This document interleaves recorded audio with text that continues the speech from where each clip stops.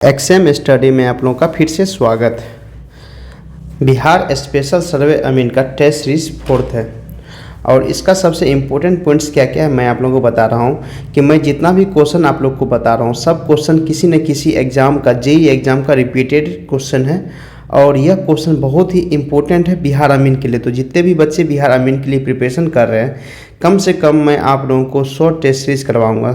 अगर short test series अगर आप लोग कर लेते हैं तो आप लोग का उससे 60 से 70 क्वेश्चन जो है ना आप लोग का कवर हो जाएगा। तो आप लोग मेरे चैनल पे हमेशा विजिट कीजिए और इस जितना भी टेस्ट सीरीज करवा रहा हूँ सब एक क्वेश्चन को आप लोग बार बार उस चीज़ को रिवीजन कीजिए। हो सकता है कि उससे आप लोग को 60 से 70% क्वेश्चन आपको डायरेक्ट वहीं से क्वेश्चन पूछा जाएगा, क्योंकि जितना भी क्वेश्चन है हर एक क्वेश्चन किसी न किसी स्टैंडर्ड बुक का और प्रीवियस ईयर का क्वेश्चन है। तो मैं आप लोगों को एक बुक से नहीं बता रहा हूँ, डिफरेंट टाइप ऑफ बुक्स का प्रीवियस ईयर जेईई का क्वेश्चन बता रहा हूँ। तो आप लोग मेरे इस चैनल पे बने रहिए और जितना भी टेस्ट सीरीज करवा रहा हूँ हर एक टेस्ट सीरीज का आप लोग टेस्ट अपने से खुद दीजिए। जो भी क्वेश्चन आपसे नहीं बन रहा है फिर से मेरा एक एक्सप्लेनेशन देखिए और उसका आंसर देखिए क्या है, क्योंकि 60 से 70% क्वेश्चन जो होता है ना वो आप लोग को रिमेंबर करने मतलब याद करने वाला क्वेश्चन आता है। इसलिए आप लोग, क्योंकि आप लोग का पहली बार एग्जाम होने जा रहा है तो उसमें ज़्यादा आप लोग को डिफ़िकल्ट क्वेश्चन पूछेगा नहीं, नॉर्मल क्वेश्चन पूछेगा, उसमें भी बेसिक टू मॉडरेट क्वेश्चन पूछा जाएगा। चलिए शुरू करते हैं आज का टेस्ट सीरीज। क्या पहला क्वेश्चन क्या है टेस्ट सीरीज का? पहला क्वेश्चन बता रहा है क्या, acids react with metals to liberate. बताना है कि जब एसिड मेटल के साथ रिएक्ट करता है तो क्या लिबरेट बनाता है। आप लोग बताइए इसका आंसर क्या होगा। जितने भी अभी तक दर्शक देख रहे हैं सब एक इसका हमको लोग आंसर बताइएगा कि इसका आंसर क्या होगा। तो याद रखना है कि इसका आंसर क्या होगा, हाइड्रोजन। चलिए अगले क्वेश्चन पे जाते हैं। क्या है, कह रहा है which of the following pairs is not, कह रहा है not matched correctly with regarding to. कहने का मतलब इनमें से 4 दिया हुआ है मैच, कौन सा इसमें से करेक्ट नहीं है। देखिए स्ट्रेंथ का क्या है 10% फाइंड। स्ट्रेंथ का ये नहीं होता, जब भी हम लोग पैरामीटर इसका स्ट्रेंथ को मेजर करने के लिए करते हैं तो याद रखना कि क्रशिंग टेस्ट का यूज़ करते, किसका, क्रशिंग टेस्ट का यूज़ करते हैं। ठीक है, तो कहने का मतलब ये मेरा गलत है। अब ये एक और देख लीजिए आप लोग। अब कह रहा है टफनेस का इम्पैक्ट टेस्ट के थ्रू यूज़ करते हैं, सही है। हार्डनेस एवरेशन टेस्ट करते हैं और स्पेसिफिक ग्रेविटी कितना पिकोनोमीटर के यूज़ करते हैं। तो कहने का मतलब मेरा कौन सा है, यहाँ नॉट मैच्ड बोल रहा है तो ऑप्शन क्या होगा ए, कहने वाला ऑप्शन नंबर 1 सही है। चलिए अगले क्वेश्चन पे जाते हैं। क्या है, कह रहा है क्या, the absolute pressure of a gas A, gas A का एब्सोल्यूट प्रेशर क्या होगा in the bulb in mm of Hg। हमको जहाँ भी कह दे एब्सोल्यूट प्रेशर तो यहाँ पे हमेशा याद रखना कि एब्सोल्यूट प्रेशर जब भी किसी क्वेश्चन में अगर आपको एब्सोल्यूट प्रेशर कह दे तो वहाँ पे हम लोग P एटमॉस्फेरिक लेंगे। ठीक है, क्योंकि गॉज प्रेशर नहीं लेंगे, P गॉज नहीं लेंगे। आप लोग याद रखिएगा P गॉज हम लोग नहीं लेते हैं। तो आप लोग क्या वहाँ लेंगे, P एटमॉस्फेरिक प्रेशर लेंगे। गैस ए का हम लोग को एब्सोल्यूट प्रेशर कह रहा है और किस में हमको निकालना है, mm ऑफ Hg में निकालना है। कहने का मतलब हाइट में निकालना है, कितना हाइट Hg के रूप में मेरा एब्सोल्यूट प्रेशर रहेगा। तो कुछ नहीं करना है। देखिए यहाँ क्वेश्चन क्या है कि हम लोग यहाँ से लेंगे, पहला पॉइंट हम लोग ये हो गया। इससे ऊपर जो है ना हम लोग का एटमॉस्फेरिक प्रेशर है, इस पॉइंट से ऊपर मेरा एटमॉस्फेरिक प्रेशर है। तो हम लोग क्या करेंगे, यहाँ से काउंट करते करते करते करते हम लोग गैस ए के एटमॉस्फेरिक प्रेशर पे चल जाएंगे एब्सोल्यूट। तो हम लोग क्या करें, P एब्सोल्यूट जो प्रेशर होगा, कुछ नहीं करना है, सीधा सीधी आप लोग को फार्मूला लिखना है। P एब्सोल्यूट प्रेशर जो होगा क्या होगा, P ATM होगा।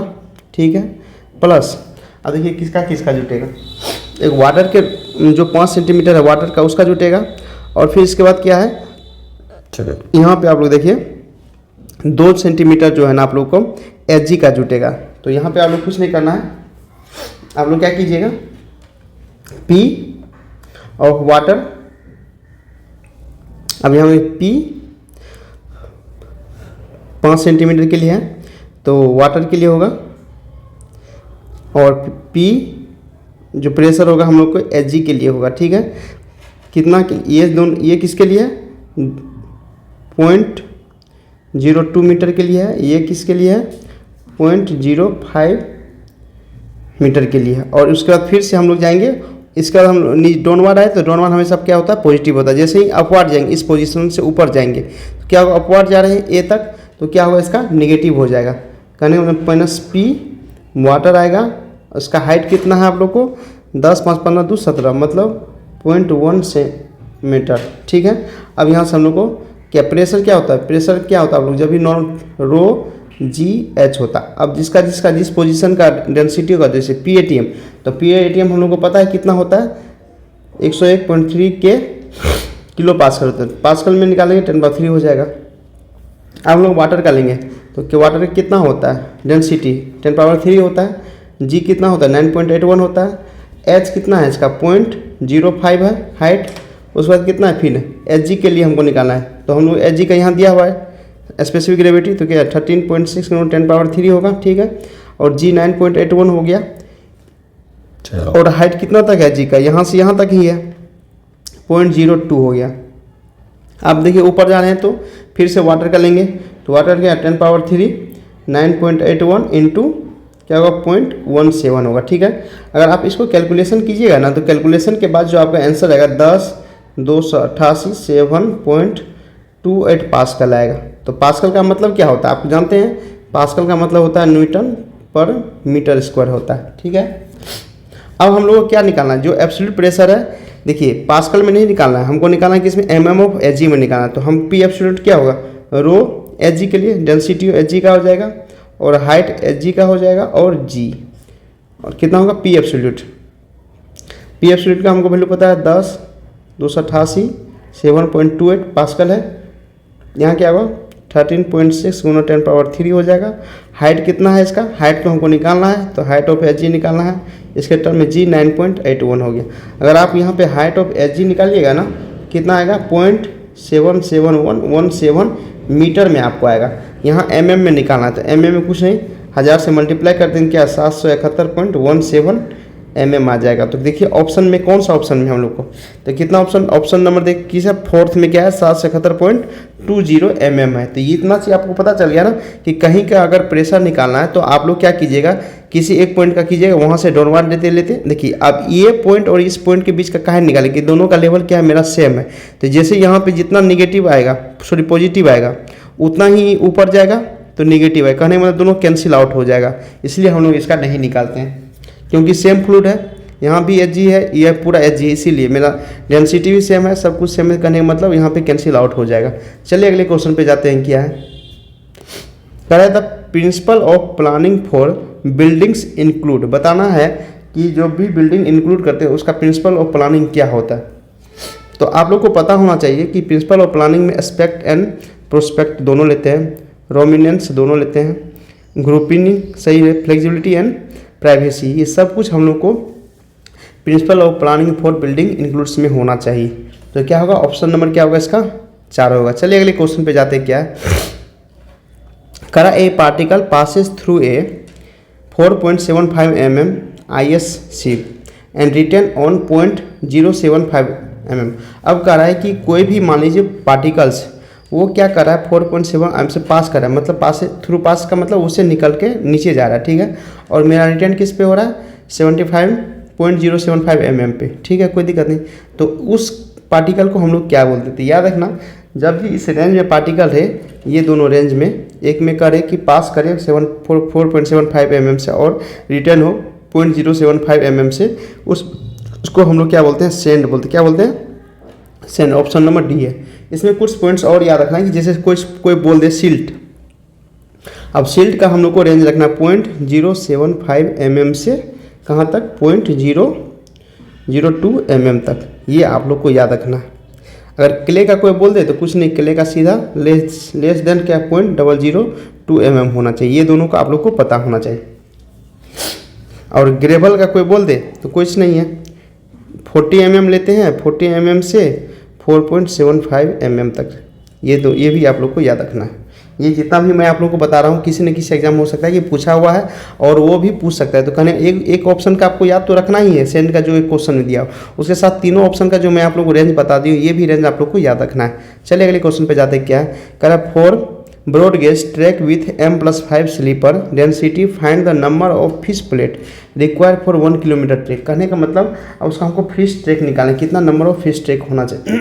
देखिए ये हाईवे का क्वेश्चन है। अब फिश ट्रैक निकालने का सबसे इजी तरीका है, सबसे पहले तो हम लोग देखिए जब भी ब्रॉड गेज रहे ना तो इसका हम लोग क्या होता है लेंथ जो होता है ना, लेंथ ऑफ वन रेल, जब ब्रॉड गेज दिया हो तो लेंथ ऑफ वन रेल कितना होता है, 13 मीटर होता है। ठीक है, तो हम लोग को ट्रैक लेंथ दिया हुआ है, ये ट्रैक लेंथ कितना है, कैपिटल एल 1 किलोमीटर मतलब 1000 मीटर है। नंबर ऑफ रेल निकल जाएगा हम लोग को यहाँ से, कितना नंबर ऑफ रेल होगा। अगर वन रेल का इतना है, टोटल लेंथ हमको ट्रैक लेंथ कितना दिया तो कितना होगा, 1000 divide by 13, number of rail पता चल जाएगा। तो नंबर ऑफ रेल कितना होगा आप लोग याद कीजिए, कितना होगा 76.92, अप्रोक्स कितना होगा 77 होगा। ठीक है, अब क्या है कि हम लोग को रेल निकालना, हम लोग को निकालना है फिश प्लेट।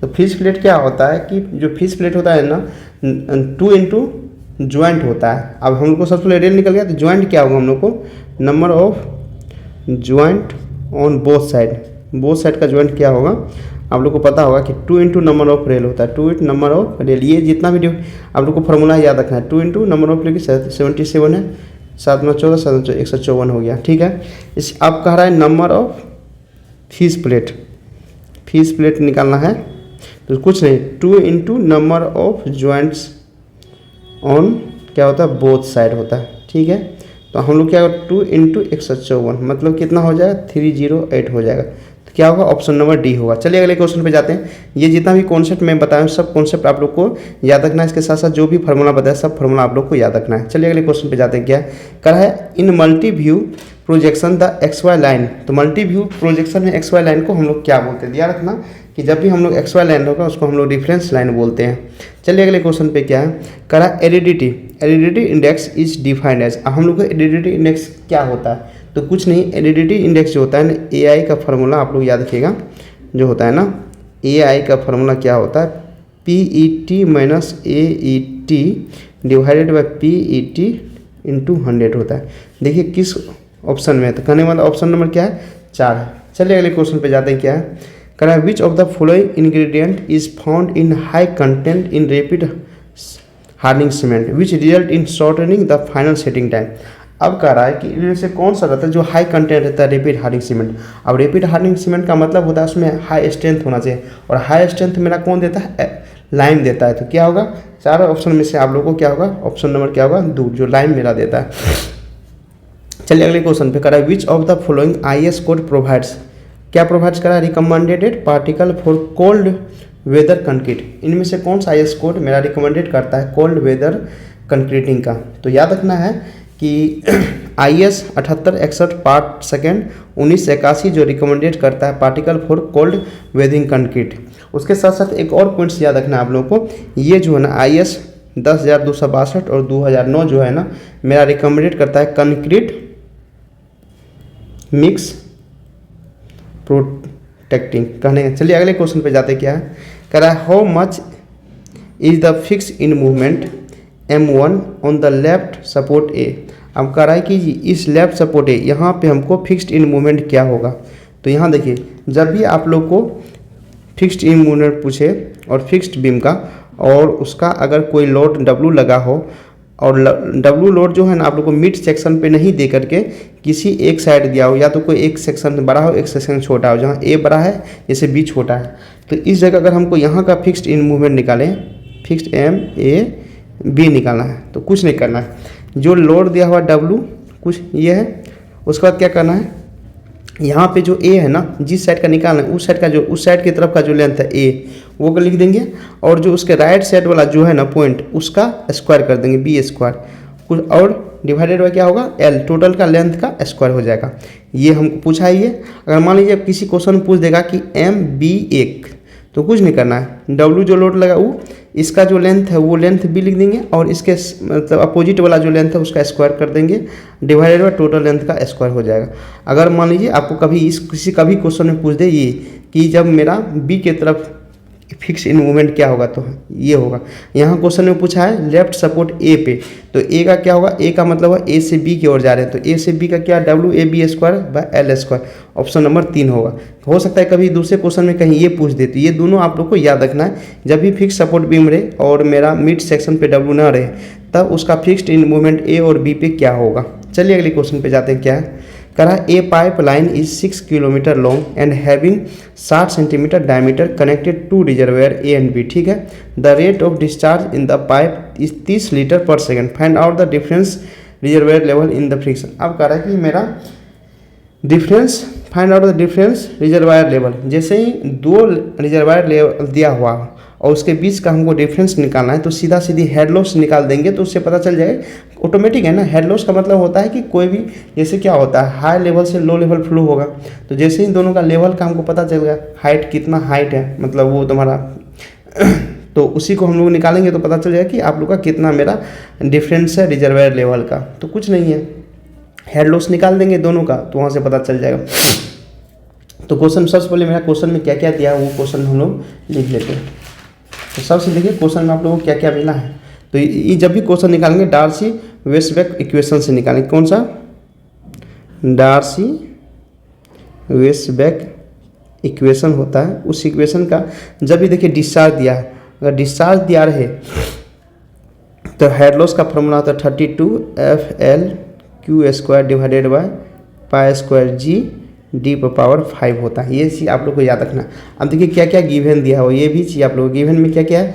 लेंथ 6 किलोमीटर है तो उसको मीटर में हम लोग को निकालना है, तो ये हमेशा मीटर में रहता है लेंथ, जहाँ इस फॉर्मूला में ये स्टैंडर्ड मीटर में रहता है।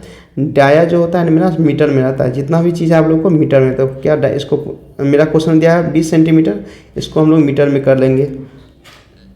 डिस्चार्ज मेरा दिया हुआ है क्वेश्चन में लीटर पर सेकेंड में, हम लोग को निकालना है मीटर क्यूब पर सेकेंड में। तो कुछ नहीं, 1000 से डिवाइड कर देंगे तो मीटर क्यूब पर सेकेंड में निकल जाएगा। और एफ मेरा पहले से दिया हुआ 0.0008 क्वेश्चन में पुट कर दिए 32, एफ का वैल्यू 0.0008, लेंथ कितना है 6000 इंटू क्यू कितना है मेरा 0.30 का होल स्क्वायर डिवाइडेड बाय π², जी कितना होता है 9.81 होता है, डाया कितना दिया है 0.20 का होल पावर 5। जब इसको आप सॉल्व कीजिएगा ना तो यहाँ से आप लोग को हेड लॉस निकल जाएगा। तो यहाँ से हेड लॉस कितना होता है 4.46 मीटर होता है, तो अप्रोक्स कितना हुआ 4.5 मीटर आ गया।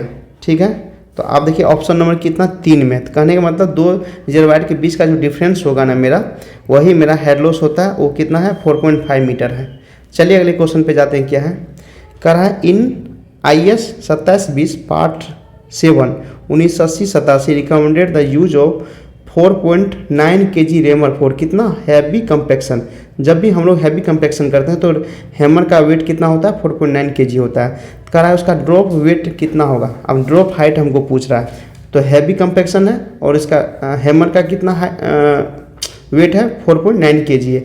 जब भी हैवी कंपैक्शन और रेमर का जो वेट होगा ना 4.9 होगा तो उसका ड्रॉप जो हाइट होगा ना, याद रखना ड्रॉपिंग हाइट जो होता है ना हमेशा आप लोग 450 होता है। कितना होता है 450 होता है। अगर इसी जगह क्वेश्चन में पूछ दें कि मेरा जो लाइट वेट कितना, अगर इसी जगह क्वेश्चन में पूछे कि लाइट वेट, यहाँ तो हैवी कंपैक्शन लाइट कंपैक्शन पूछे, ठीक है। और जब भी यहाँ क्वेश्चन में लाइट कंपैक्शन पूछे, जो लाइट कंपैक्शन होता है कितना होता है आप लोगों को उसका वेट जो होता है वेट ऑफ हैमर का वेट होता है 2.6 kg। अब इस जगह हम लोग को जब ये लाइट कंपैक्शन रहे और वेट ऑफ हैमर 2.6 रहे तो वहाँ पूछे ड्रॉप हाइट, तो वहाँ जब पूछे इस क्वेश्चन में जब पूछे ड्रॉप हाइट तो याद रखना है इसका ड्रॉप हाइट 310 mm होता है। ये भी आप लोग को पॉइंट्स याद रखना है। ये तो हैवी कंपैक्शन के लिए 450 mm होता है drop height, but light compaction के लिए ड्रॉप हाइट कितना होता है 310 mm होता है। चलिए अगले क्वेश्चन पे जाते हैं। क्या कह रहा है which type of dam is constructed for the purpose of diverting part or all of the water from a river into a conduit or a channel. तो बताना है कि इस टाइप के डाइवर्टिंग और ऑल जितना भी टाइप का वाटर है जो रिवर को हम लोग क्या करते हैं कंडक्ट करते हैं और चैनल को हम लोग करते हैं, इसको हम लोग क्या बोलते हैं। तो याद रखना इस टाइप के हम लोग को चैनल को हम लोग डाइवर्जन डैम बोलते हैं, जो एक दूसरे को डाइवर्ज करता है।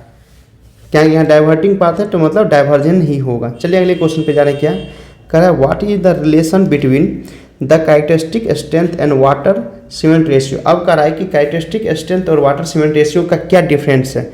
अब देखिए कुछ नहीं है, दोनों के बीच का रिलेशनशिप क्या होता है W/C रेशियो जो होता है ना इन्वर्सली प्रोपोर्शनल होता है स्ट्रेंथ कैरेक्टरिस्टिक स्ट्रेंथ का, ये आप लोग को याद रखना है। और इन्वर्सली प्रोपोर्शनल होता है ये हमेशा वाटर सीमेंट बनाएंगे तो कैरेक्टरिस्टिक स्ट्रेंथ घटेगा, तो रिलेशन क्या होगा इन्वर्सली प्रोपोर्शनल होगा। चलिए अगले क्वेश्चन पे जाते हैं। क्या है, कह the method use for valuation of building is, बताना है कि इनमें से जो चारों ऑप्शन दिया, चारों ऑप्शन में से कौन सा मेथड वैल्यूएशन ऑफ बिल्डिंग, मतलब जैसे एस्टिमेशन और कॉस्टिंग होता है उसी तरह से वैल्यूएशन होता है कि हम वैल्यू कैसे निकालेंगे किसी भी बिल्डिंग का। देखिए रेंटल मेथड ऑफ वैल्यूएशन, इससे ही निकाल सकते हैं, डिप्रिसिएशन मेथड से भी निकाल सकते हैं वैल्यूएशन, और valuation based upon the cost, cost के अनुसार भी निकाल सकते हैं। कहने का मतलब क्या हुआ, एनी ऑफ द एबव, कोई भी ऊपर में से तीनों ऑप्शन है उनमें से किसी भी ऑप्शन से हम लोग वैल्यूएशन, इस मेथड से हम लोग वैल्यूएशन निकाल सकते हैं किसी भी बिल्डिंग का। कहने का मतलब ऑप्शन नंबर क्या होगा, 4 होगा। चलिए अगले क्वेश्चन पे जाते हैं। क्या है, कह रहा है if in the reinforcement cement concrete beam है, m is the modular ratio, ठीक है, एरिया ऑफ स्टील दिया हुआ है, then net increase in the equivalent concrete area. अब मान लीजिए कोई यहाँ पे हम लोग को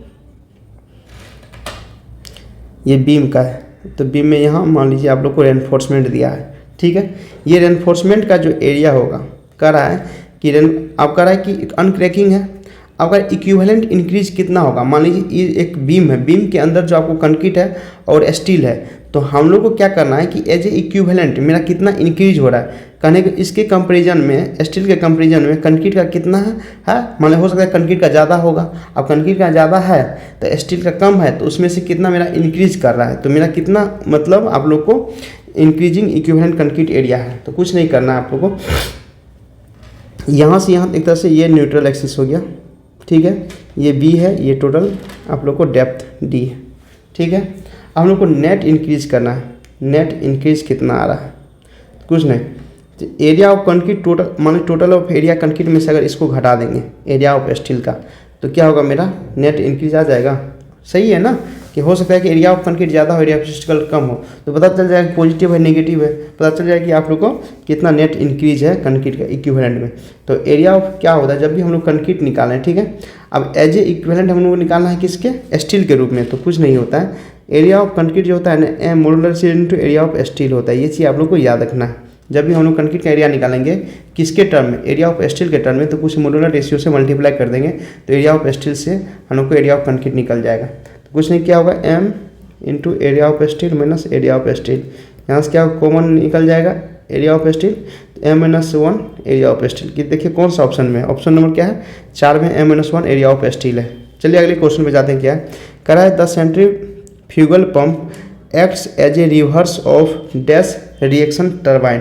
तो बताना है कि कौन सा रिएक्शन एंड्स होता है बताना। तो क्या करा है, द सेंट्रीफ्यूगल पंप, जो सेंट्रीफ्यूगल पंप जो मेरा एक्ट करता है reverse of an dash reaction turbine, कौन सा रिएक्शन टरबाइन के साथ रिवर्स करता है। तो कहने कुछ नहीं है, सीधे से इनवर्ड रेडियल फ्लो जो होता है ना, उसी के कारण मेरा सेंट्रीफ्यूगल फोर्स जो होता है ना रिवर्स एक्ट करता है। किसके द्वारा एक्ट करता है, इनवर्ड रेडियल फ्लो के कारण। चलिए अगले क्वेश्चन पे क्या है, calculation of value of flexural strength of M20 grade. अब देखिए M20 ग्रेड का फ्लेक्सुरल स्ट्रेंथ, तो फ्लेक्सुरल स्ट्रेंथ फॉर्मूला याद है, FCR जो होता है ना 0.7 √FCK होता है। ये फॉर्मूला आप लोग को याद रखना है, ठीक है। अब कुछ नहीं है, फॉर्मूला में आप लोग पुट 0.7, FCK का वैल्यू कितना है 20 है, तो 20 दे दिए, M20 मिक्स 20 मतलब कितना आप लोग का स्ट्रेंथ कैरेक्टरिस्टिक है 20, तो क्या होगा 0.7 इंटू, अब क्या कीजिए कुछ नहीं करना, ये जब सॉल्व कीजिएगा ना 0.7 इंटू 20, ये आप लोगों को आएगा 3.13 न्यूटन पर mm²। आप लोग सॉल्व कर लीजिए कैलकुलेटर से। ऑप्शन नंबर क्या होगा, ए होगा। चलिए अगले क्वेश्चन पे जाते हैं। क्या है, करा है maximum slenderness ratio of compression member caring load, ठीक है। जब भी हम लोग को कंप्रेशन मेंबर का केयरिंग लोड का मैक्सिमम सिलेंडर रेशियो पूछ रहा है, रिजल्टिंग फ्रॉम विंड और सिस्मिक लोड, ठीक है, provided the deformation of such member does not adversely effect the stress in any part of member. जब भी मेरा किसी स्ट्रेस में, कहने का मतलब जब भी आप लोगों को मैक्सिमम सिलेंडर्स रेशियो पूछे किसके लिए, कंप्रेशन मेंबर जो मेरा किससे लोड ले रहा है, विंड और सिस्मेटिक लोड से मेरा लोड कैरिंग कर रहा है, तब हम लोग का मैक्सिमम सिलेंडर रेशियो क्या होगा। तो याद रखना उसका मैक्सिमम सिलेंडर रेशियो जो होता है ना आप लोगों का 250 होता है। ये आप लोग को फुल्ली रिमेंबर करने, क्या रिमेंबर याद करने का चीज़ है। जब भी क्वेश्चन ऐसा पूछता तो हमेशा ये रटा होना चाहिए। जैसे ही आप लोग को मैक्सिमम सिलेंडर रेशियो रहे और कंप्रेशन मेंबर रहे और विंड और सिस्मेटिक लोड को ऐसे किसी भी क्वेश्चन देखा सीधे 250 आपको मार के निकल जाना है। चलिए अगले क्वेश्चन पे क्या है, कह रहा है in context of specification of first class building, क्या है चौखट सेल भी। अब मानो जो फर्स्ट क्लास बिल्डिंग होता है ना उसमें किस टाइप का चौखट का यूज़ किया जाता है, या फिर चौखट जो होता है ना शीशम टिक वुड का होना चाहिए। चलिए अगले क्वेश्चन पे जाते हैं, क्या है कह रहा है ए horizontal beam is shown below the distance of the point of contraflexure from the end point A. अब यहाँ से हम लोग को निकालना है किस पॉइंट पे कंट्राफ्लेक्चर। अब देखिए सबसे पहले तो आप लोग कंट्राफ्लेक्चर होता है क्या, कंट्राफ्लेक्चर का होता है मतलब वह पॉइंट जहाँ पे हम लोग को बेंडिंग मूवमेंट, जो बेंडिंग मूवमेंट होता है ना मेरा जीरो होना चाहिए। तो कंट्राफ्लेक्चर जहाँ होगा उस पॉइंट पे क्या होगा, बेंडिंग मूवमेंट मेरा जीरो होगा।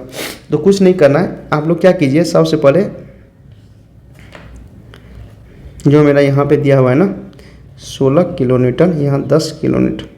देखिए इसके लिए आपको यहाँ रिएक्शन निकालना पड़ेगा। उससे अच्छा है कि आप लोग क्या कीजिए, यहाँ पे आप लोग राइट साइड से x मान लीजिए, ठीक है, कि x पॉइंट x डिस्टेंस पे आप लोग का बेंडिंग मोमेंट मेरा जीरो हो रहा है।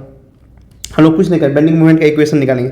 क्या होता है इस लोड के लिए, इस पॉइंट के लिए क्या होगा, bending moment at x axis, ये x एक्सिस है, यहाँ पे मेरा जीरो हो रहा है। तो कुछ नहीं, इस 10th के लिए क्या होगा 10 इंटू कितना आ जाएगा मेरा, ये 0.5 है, ये मेरा कितना है, सॉरी यहाँ से यहाँ तो 1.5 है, कुछ नहीं करना है। तो यहाँ से यहाँ मेरा x हो जाएगा, तो 10 इंटू एक्स हो गया। अब देखिए ये इतना, अब यहाँ से क्या होगा, कुछ नहीं माइनस। अब देखिए ये किसके लिए है 16 इंटू क्या हो जाएगा मेरा, अब यहाँ से इस डिस्टेंस के लिए क्या होगा, टोटल x माइनस 0.5 क्या होगा, x माइनस 0.5 होगा इक्वल टू 0। यहाँ से 10x इधर चल जाएगा, 16x माइनस 16×85 8 आ जाएगा। तो क्या होगा यहाँ से 6x इक्वल टू 8 आ जाएगा। तो यहाँ से क्या होगा x इक्वल टू 8/6 आ जाएगा। तो ये क्वेश्चन पता चल गया। अब 8/6 क्या था 1.33 फ्रॉम कहाँ से हम लोग गए, सी पॉइंट से ना, फ्रॉम सी से हमको निकला x के लिए, हमको निकालना क्या है फ्रॉम ए से। तो मेरा पूरा डिस्टेंस कितना है, टोटल डिस्टेंस कितना है 2 माइनस 1.33 मतलब 0.66 मीटर होगा। तो क्या होगा आंसर 0.66 मीटर होगा। तो ऑप्शन नंबर क्या होगा, बी होगा। चलिए अगले क्वेश्चन पे जाते हैं, क्या है कह रहा है as per IS standard specification for timber door window ventilator frame the symbiosis designation of 12DT20 wood indicate. जब भी इस टाइप का क्वेश्चन है 12DT20 वुड इंडिकेट किसके लिए कर रहा है, टिम्बर डोर विंडो और वेंटिलेटर फ्रेम के लिए। जब भी इस टाइप का क्वेश्चन पूछा जाए तो सीधा सीधी आप लोग को याद रखना है कि फ्रेम जो होता है ना, frame of double shutter door with width of 12 modules and height of 20 modules. इसके कहने का जो ये क्वेश्चन में लिखा है ना, इसके 12DT और 20 का मतलब होता है जो फ्रेम होता है मेरा, किसी भी जैसे डोर हो गया, विंडो हो गया, वेंटिलेटर का जो फ्रेम होता है डबल शटर का होना चाहिए, डोर मेरा विड्थ कितना 12 मॉड्यूल्स का होना चाहिए और हाइट 20 मॉड्यूल्स का होना चाहिए। क्या होगा, ऑप्शन नंबर डी होगा। चलिए अगले क्वेश्चन पे जाते हैं, क्या है the movement of inertia of circular section. Circular section का मूवमेंट ऑफ इनर्शिया हम लोग को निकालना है, ठीक है। ये सर्कुलर सेक्शन हो गया, इसका मूवमेंट ऑफ इनर्शिया निकालना है न्यूट्रल एक्सिस के अबाउट। जब भी न्यूट्रल एक्सिस के अबाउट हमको मूवमेंट ऑफ इनर्शिया निकालना है तो क्या होता है πD⁴/64 होता है। ये आप लोग को याद रखना है न्यूट्रल एक्सिस के अबाउट। हम लोग को डायमीटर दिया हुआ है, डायमीटर कितना दिया हुआ है 2 सेंटीमीटर, ठीक है। तो कुछ नहीं करना है आप लोग को, यहाँ से पाई कितना 2⁴/64, यहाँ से क्या है π16/64 क्या होगा π/4 आ जाएगा। तो क्या होगा, ऑप्शन नंबर क्या होगा आप लोग को 2 हो जाएगा। चलिए अगले क्वेश्चन पे जाते हैं, क्या है यहाँ मैचिंग कराना है कि कौन सा मैचिंग मेरा सही है, करेक्ट करेक्ट मैचिंग है, सही मैचिंग बताना है, याद रखना। जैसे हार्नेस होता है ना, जो हार्नेस का कहाँ हम लोग ट्रीटमेंट करते हैं, जियोलाइट ट्रीटमेंट में हम लोग करते हैं। हार्नेस जो होता है मेरा जियोलाइट ट्रीटमेंट में करते हैं, ठीक है। उसके बाद आप लोग को और याद रखना है, जैसे क्या है brackish water from sea, brackish water from sea जो होता है ना, हम लोग रिवर्स ऑस्मोसिस के द्वारा हम लोग इसको निकालते हैं। रेसिडुअल एम्पियन तो क्लोरीनेशन कारण होता है। टर्बिडिटी जो आप लोग को होता है, टर्बिडिटी हम लोग कोगुलेशन फोगुलेशन और फिल्ट्रेशन ये तीनों के लिए निकालते हैं। अब देखिए मैच कर लीजिए कौन सा आप लोग का आंसर सही है। तो मैचिंग करने के बाद क्या होता है, ऑप्शन नंबर 4 में है। चलिए अगले क्वेश्चन पे जाते हैं, क्या है कह रहा है considering the point of health and ventilation. अब जैसे ही हेल्थ और जैसे मतलब हम लोग को हेल्थ और वेंटिलेशन का मतलब कंसीडर करके किसी भी बाथरूम का मिनिमम एरिया कितना होगा, किसना, नेशनल बिल्डिंग कोड के अनुसार, जो मेरा नेशनल बिल्डिंग कोड होता है उसके अनुसार किसी भी बाथरूम का मिनिमम एरिया कितना होना चाहिए। अगर हम हेल्थ स्वास्थ्य और वेंटिलेशन का ख्याल रखते हुए, तो याद रखना है जब भी हम लोग स्वास्थ्य और वेंटिलेशन का ख्याल रखते हुए किसी भी बाथरूम का हम लोग को मिनिमम एरिया जो है ना 1.8 मीटर स्क्वायर होना चाहिए। कितना, 1.8 मीटर स्क्वायर होना चाहिए। चलिए अगले क्वेश्चन पे जाते हैं। क्या है, कह रहा है in the design of tension member the design strength due to yielding of gross section, जो ग्रोस सेक्शन के कारण जो इल्डिंग होता है उसके कारण मेरा डिजाइन स्ट्रेंथ क्या होगा। तो ये जैसे डिजाइन स्ट्रेंथ याद रखना है TDG जो होता है ना AG, ठीक है, gross area upon yielding divided by gamma M naught, मतलब ये क्या है, पार्शियल सेफ्टी फैक्टर होता है फॉर फेल्योर के का जो होता है ना पार्शियल फैक्टर सेफ्टी होता है। देखिए किस फार्मूला में ये है, किस ऑप्शन में ये फार्मूला है, तो याद रखना है कि ऑप्शन नंबर कितना, देखिए डी में AgFy गामा M नोट है। चलिए अगले क्वेश्चन पे जाते हैं। क्या है, कह रहा है कि as per IS method for concreting mix design the standard deviation for M30 grade. अब देखिए हम लोग को स्टैंडर्ड डेविएशन निकालना है किसका, M30 ग्रेड का। तो आप लोग को जितना भी होता है ना M30 M10 टोटल मैं आप लोग को बता रहा हूँ यहाँ ग्रेड और यहाँ पे आप लोग को स्टैंडर्ड डेविएशन, ठीक है, ये स्टैंडर्ड डेविएशन है, ठीक है। आप लोग को जैसे ही M10 है, ये याद रखिएगा, M10 हो या M15 हो, इसके लिए स्टैंडर्ड डेविएशन होता है ना 3.5 होता है। ये हमेशा न्यूटन पर मिलीमीटर में होता है, कहने में मेगा पास्कल जिसको हम लोग बोलते हैं, ठीक है। और होता है M20 और M25 होता है, इसके लिए 4.0 मेगा पास्कल होता है, ठीक है। और होता है एक होता है M30 M35 M40 M45 M50 M55 और M60, इसके लिए कितना होता है 5.0 मेगा पास्कल होता है। ये पॉइंट्स आप लोग को याद रखना है, जितना मैं आप लोग को बताया हूँ टोटल आप लोग को याद रखना है। ये इतना अगर आप लोग याद रख लिए ग्रेड का स्टैंडर्ड डेविएशन, तो स्टैंडर्ड डेविएशन से एक भी क्वेश्चन आपका नहीं छूटेगा। और एक क्वेश्चन तो फिक्स से आप लोग को एग्जाम में ये आना जरूरी है कि कोई भी किसी भी ग्रेड का दे दिया उसका स्टैंडर्ड डेविएशन आपसे पूछ लेगा। तो ये चीज़ तो आपको 100% फिक्स। यहाँ M30 रखा, देखिए किस कहाँ आ रहा है, M30 इसमें आ रहा है। जैसे M30 उससे एबव जितना है सबका 5 मेगा पास्कल होता है, तो ऑप्शन नंबर 3 में है। चलिए अगले क्वेश्चन पे जाते हैं। क्या कह रहा है, a course of stone provided just below a cornice is known as. बताना है कि इस डिफिनेशन को हम लोग क्या बोलते हैं जब भी किसी स्टोन का कोर्स जो मेरा प्रोवाइड किया जाता है कॉर्निस के नीचे। तो बताइए इसका आंसर क्या होगा आप लोग, या इसको हम लोग क्या बोलते हैं, फ्रीज बोलते हैं। चलिए अगले क्वेश्चन पे जाते हैं। क्या है, कह रहा है a 100 metre tape is suspended between ends under a pull मेरा कितना दिया 200 newton. The weight of tape is 30 newton weight दे दिया। करेक्शन ऑफ सेक, जब भी हम लोग को सेक करेक्शन पूछे सीधा W²L/24 PM² होता है पुल करेक्शन। ये आप लोग को फार्मूला याद रखना है सेक करेक्शन के लिए। हम लोग को W वेट दिया हुआ है 30 न्यूटन का होल स्क्वायर, लेंथ कितना है 100 मीटर दिया हुआ है, 24 PM कितना दिया, पुल 200 दिया हुआ इसका स्क्वायर। अगर आप इसको कैलकुलेशन करके सॉल्व कीजिएगा ना तो आप लोग का इसका आंसर निकलेगा 0.09375 मीटर होगा। तो याद रखिए इसका आंसर क्या होगा, ऑप्शन नंबर 2 में है। तो ये आप लोगों को फार्मूला याद रखना है, रिमेंबर करके लिख दिया हूँ, इसको आप लोग को याद रखना है। पुल करेक्शन का क्या, सेक करेक्शन का क्या फार्मूला होता है। और सेक करेक्शन जो होता है ना ऑलवेज निगेटिव होता है। और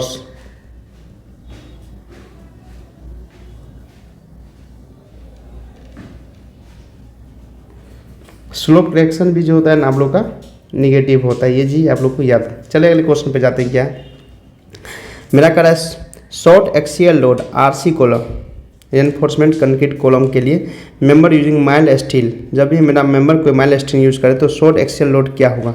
तो कुछ नहीं, सीधा सीधे आप लोग पी जो होता है ना 0.4 FC के AC प्लस 0.67 FY ASC होता है। तो याद रखना इसका आंसर क्या होगा, ऑप्शन नंबर ए। ये आप लोग को फार्मूला हमेशा याद रखना है शॉर्ट कॉलम के, शॉर्ट एक्सियल लोडेड कॉलम के लिए, क्या है कि ये क्वेश्चन हमेशा पूछा जाता है। चलिए अगले क्वेश्चन पे जाते हैं। क्या है, कह रहा है identify the type of rail shown in the figure. जो फिगर है ना इसमें से हमको दिखाना है कौन सा मेरा किस टाइप का रेल है। तो याद रखना जब भी इस टाइप का क्वेश्चन पूछा जाए, जो रेल का शेप दिया हुआ या कोई फिगर दिया और किस टाइप का है, ये क्वेश्चन तो पूछने का बहुत ही कम चांस है, फिर भी आप लोग को याद रखना है कि क्या होता है। इसको हम लोग फ्लैट फुटेड रेल बोलते हैं, इसको फ्लैट फुटेड रेल। चलिए अगले क्वेश्चन पे क्या है, का dimension of rectangle settling tank. इसका रेक्टेंगल मेरा इतना दे दिया, लेंथ विड्थ और हाइट, डिटेंशन टाइम इतना दे दिया। तो मेरा कह रहा है कि पूछ रहा है फ्लो ऑफ द सीवेज पर मीटर पर आवर। अब हम लोग को क्या डिस्चार्ज पूछ रहा है, तो कितना पर आवर में हम लोग को डिस्चार्ज पूछ रहा है ना। हम लोग को क्यू पूछ रहा है, किसमें फ्लो पूछ रहा है, तो मतलब डिस्चार्ज पूछ रहा है। पूछ रहे डिटेंशन टाइम जो टी होता है, डिटेंशन टाइम याद रखना, टी डिटेंशन टाइम जो होता है ना V/Q होता है, ये पॉइंट्स याद रखना।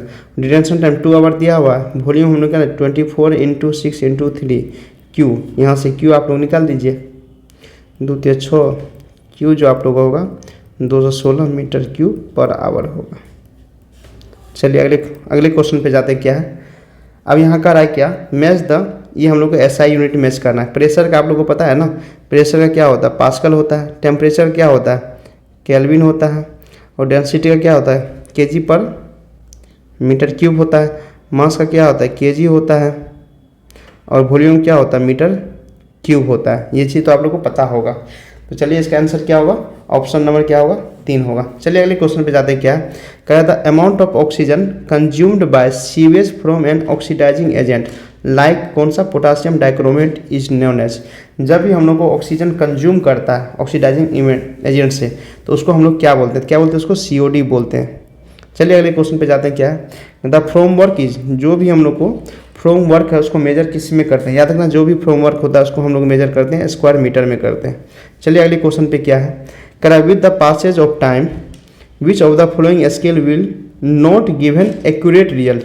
जैसे ही टाइम पास करते जाएगा तो मेरा कौन सा इसमें स्केल है जो एक्यूरेट रिजल्ट नहीं देगा। तो याद रखना कि इनमें से जो होता है ना आप लोगों को इंजीनियर्स स्केल जो होता है ना, और रिप्रेजेंटेटिव फ्रैक्शन होता है ना, वो आप लोगों को एक्यूरेट रिजल्ट नहीं देता है। तो क्या है, ऑप्शन 2 और 3 क्या होगा, ऑप्शन नंबर 3 में 2 और 3 जो है मेरा एक्यूरेट रिजल्ट नहीं देता है।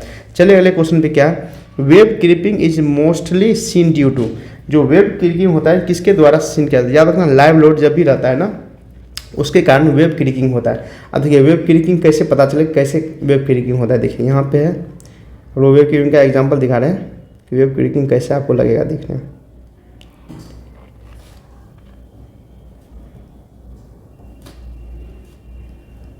ये जो है ना इसी तरह मतलब बकल टाइप का हो जाएगा। तो ये जो होता है ना इसको वेव क्रीपिंग बोलते हैं, वेव क्रीपिंग बोलते हैं। कोई भी लोड मान लीजिए P लोड लग रहा है, तो वेव क्रीपिंग इस किसके कारण होता है, लाइव लोड के कारण होता है। चलिए अगले क्वेश्चन पे, और लास्ट क्वेश्चन है आज के टेस्ट सीरीज का। और मैं आप लोगों को जितना भी क्वेश्चन बताऊँ सब क्वेश्चन आप लोगों को प्रीवियस ईयर क्वेश्चन है, और किसके बिहार JEE का। तो आप लोग देखिए क्या है, the 4 bearing of the line AB and BC दिया हुआ है, तो इंक्लूड एंगल ABC कर रहा है। तो कहने का मतलब क्या है, जैसे मेरा 4 बियरिंग AB, तो आप देखिए ये यहाँ आ गया, और मेरा क्या है AB का 4 बियरिंग, तो 4 बियरिंग की 146। तो 4 बियरिंग हमेशा कहाँ से, जैसे होल सर्कल बियरिंग हम लोग क्या करते हैं नॉर्थ से मेजर करते हैं, तो नॉर्थ से क्या 146 इसी यहाँ कहीं होगा। ठीक है, ये मेरा एंगल कितना हुआ 146 डिग्री 30 मिनट हो गया। अब कर रहा है कितना 68 डिग्री BC का, ये B हो गया, B से C 68, तो मतलब ये फर्स्ट क्वाड्रेंट में आ गया। ये नॉर्थ है, कितना है 68 डिग्री 30 मिनट, यहाँ B से C हो गया। हम लोग को क्वेश्चन कर रहा है कि कौन सा एंगल आप लोगों को पूछा है। देखिए एंगल पूछा है, ये जो एंगल है ना आप लोग को ये पूछा है, इस एंगल जो एंगल है ना इसका क्या होगा आंसर। तो कुछ include angle ABC, angle ABC क्या होगा, कुछ नहीं करना। देखिए अगर हम लोग ये पूरा निकाल देंगे, देखिए ये जो पूरा, ये पूरा कितना होगा, पूरा होल सर्कल 360 डिग्री होगा। अगर 360 में से